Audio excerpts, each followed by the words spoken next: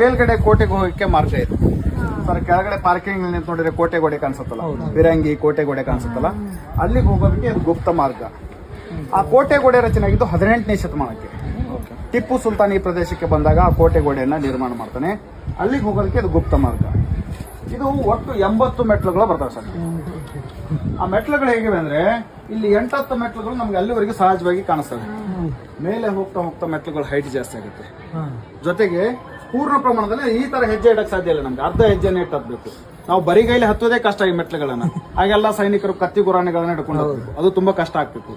ಆ ಕಷ್ಟ ಆಗ್ಲೇನೋ ಕಾರಣಕ್ಕಾಗಿ ಈ ತರ ಮೆಟ್ಲುಗಳನ್ನ ರಚನೆ ಮಾಡ್ತಾರೆ. ಅಂದ್ರೆ ಈಸಿಯಾಗಿ ಯಾರು ಹತ್ತಬಾರ್ದು. ಸಪೋಸ್ ಇಲ್ಲಿ ಏನಾದ್ರೂ 100 ಜನಸಂಖ್ಯೆಯಲ್ಲಿ ಸೈನಿಕರು ಹತ್ತೋದಕ್ಕೆ ಮೇಲ್ಗಡೆ ಪ್ರಯತ್ನ ಪಟ್ರೆ ಮೇಲ್ಗಡೆ 100 ಜನಸಂಖ್ಯೆಯಲ್ಲಿ ಸೈನಿಕರು ಇರ್ಬೇಕಂತ ಏನಿಲ್ಲ ಸರ್. ಒಬ್ರು ಇಬ್ರು ಇದ್ರೆ ಸಾಕಾಗ್ತದೆ.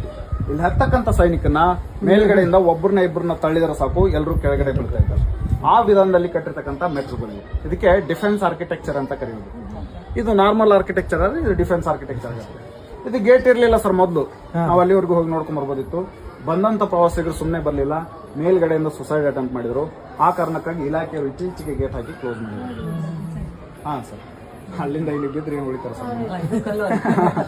ಹಾಗಾಗಿ ಗೇಟ್ ಹಾಕಿ ಕ್ಲೋಸ್ ಮಾಡಿದ್ರು.